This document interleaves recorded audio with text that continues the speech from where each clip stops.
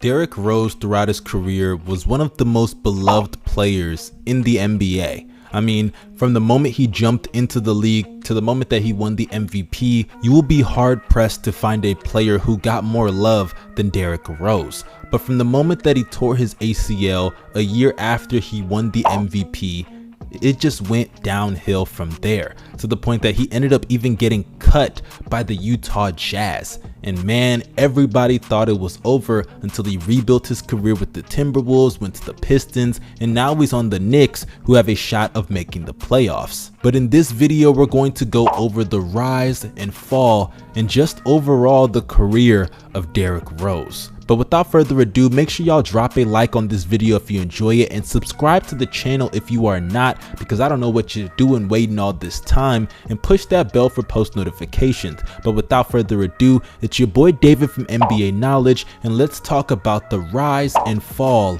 of Derrick Rose. When Derrick Rose came out of Memphis University, he was looked at as an all-time great in the making, as he led them to a national championship in which they did lose, but he had a stellar performance on the way there and even in the championship game, which led to him being raised as the #1 overall pick consensus, and he was drafted with the #1 overall pick by the Chicago Bulls. And in his rookie year, he proved why he was looked at as the undisputed #1 overall pick, averaging 17 points, 6 assists, and 4 rebounds, shooting 47 to 48% from the field, and shot 79% at the free throw line, which led to him winning the Rookie of the Year honors. And even in the playoffs, he showed out against a team that just won the championship the year before in a competitive 7-game series in the first round, averaging 20 points, 6 assists, 6 rebounds, and shot 49% from the field on the Boston Celtics. In his sophomore season, he would up his averages,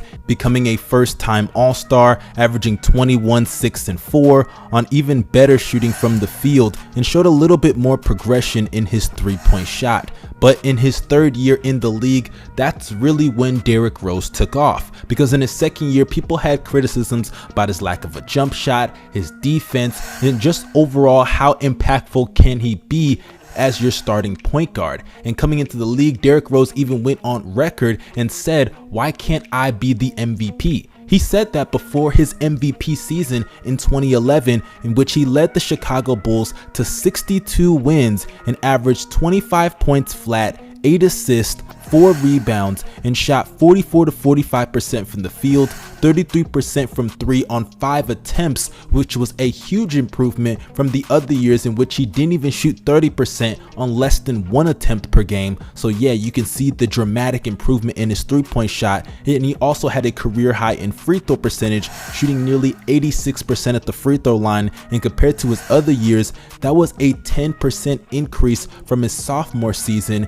and a near 10% increase from his rookie year as well. So he improved in all categories, and even on the defensive side of the ball, taking a leap in that area, becoming a way better off-ball defender. On ball, he was still a little suspect at times, but that's why you surrounded him with players like Noah and Deng that could fill in for his defensive lapses. But what was so crazy about that year that even got him that MVP was the fact that Joakim Noah, who was their defensive anchor, only played 48 games, as well as Carlos Boozer missing time, who was an 18 point per game scorer at that time, averaging also 10 rebounds a game on 51% shooting from the field. He only played 59 games, which led to players like Kurt Thomas having to get more minutes as the starting center.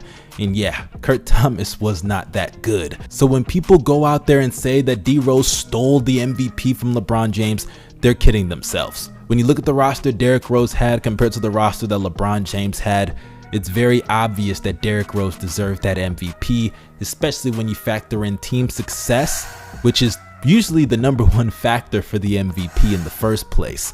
But after a great MVP campaign in which he became the youngest MVP in NBA history, the expectations rose for the Chicago Bulls, no pun intended, as they were expected to at least make a run at the finals the next year, because they went to the conference finals and lost to the Miami Heat in a performance that Derrick Rose didn't play all that well, shooting below 40% from the field. But in his 4th season in the league, a lockout shortened year, out of the 66 available games for the Bulls won 50 games.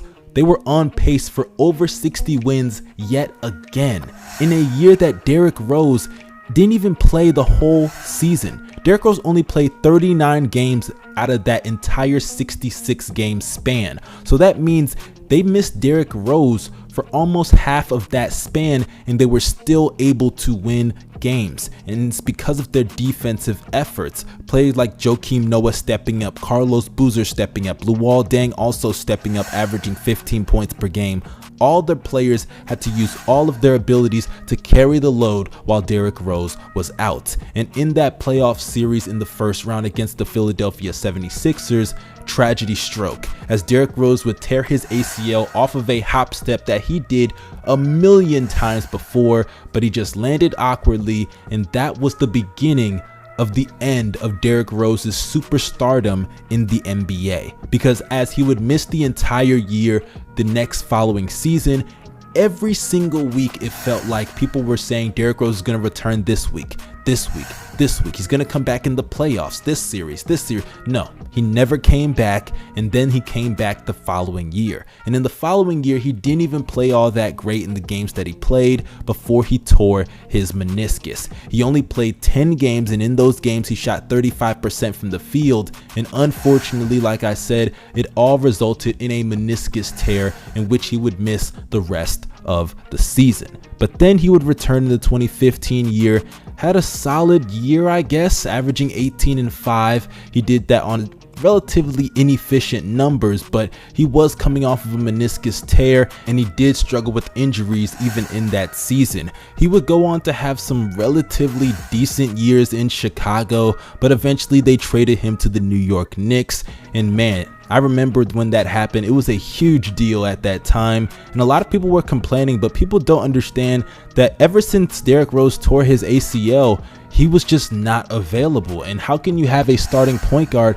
that's just not available? Because the best ability is availability, and the Bulls already had another star on the rise whose name was Jimmy Butler, who kind of took Derrick Rose's spot as the face of the franchise. So he goes to New York, and New York has high expectations of being a playoff team. They were expected to contend with I'm sorry I'm laughing, but they were expected to contend with the big three of Derrick Rose, Carmelo Anthony, and Kristaps Porzingis, as well as Joakim Noah. They thought they were going to compete with the Warriors. And if you think I'm joking, you can even go and look at the transcript and the videos of Derrick Rose saying he thought they were a super team. And man, that was proven completely false, just completely false. They won 31 games out of the 82 games. They finished 12th in the Eastern Conference. They were essentially tanking at that point. And man, it ended even in tragedy again for Derrick Rose, as he only played 64 games and ended his season on a meniscus tear. So yeah, Derrick Rose had 3 leg injuries, major leg injuries that were season-ending injuries, all in the span of 5 years. Derrick Rose wasn't even able to get better because he kept having to get rehab time in and time out. But the following year, after his tenure with the New York Knicks, he ended up going to the Cleveland Cavaliers in an effort to revamp his career and just contribute to winning basketball. But unfortunately, he would still suffer numerous injuries and just was not available, led to him having some mental health issues, having to leave the team. And man, it was a really tough go to see Derrick Rose in the minimal games that he played with the Cleveland Cavaliers, to the point that he was eventually traded to the Utah Jazz and cut.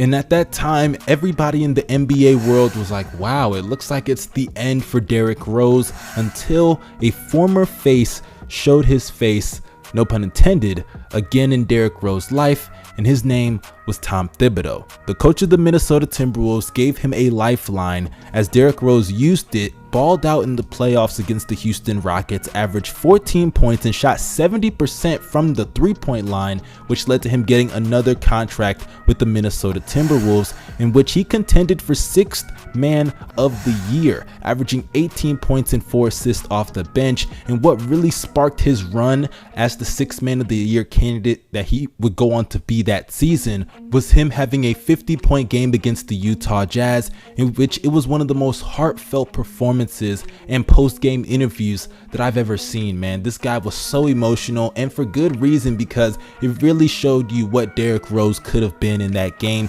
He looked like the retro Rose, and he would go on to have a lot of performances that year that cemented that he was still having stuff in the tank that people were sleeping on, because people gave up on him just that previous offseason, which led to him signing with Minnesota in the first place. He would then go on to have a really solid year in Detroit, in which he averaged 18 points and 6 assists on 49% from the field. And then finally, that brings us to where we are now in 2021, as Derrick Rose eventually was traded from the Detroit Pistons earlier this year to the New York Knicks, and he's balled out for the Knicks, as the Knicks are trying to contend for a playoff spot, as they currently are 8th in the Eastern Conference. And shout out to D Rose, because despite all the injuries, despite all the setbacks, so far with the Knicks, he's contributing. He's averaging 12 points and 4 assists, and doing that shooting 42% from the field and a career high in 3-point percentage at 41%.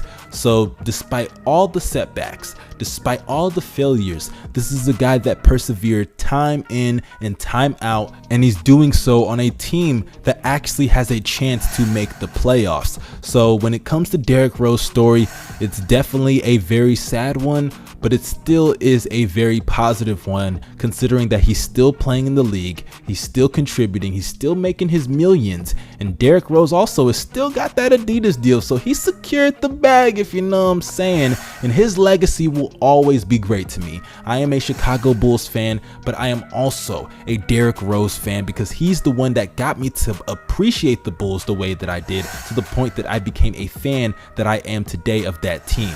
So shout out to Derrick Rose. I love your story, and keep balling out. I am rooting for you to get that championship that has eluded you throughout your entire career. But that concludes this video. If you enjoyed it, drop a like, and if you enjoyed this channel, subscribe, push the bell for post notifications. This is your boy David from NBA Knowledge signing out. Peace.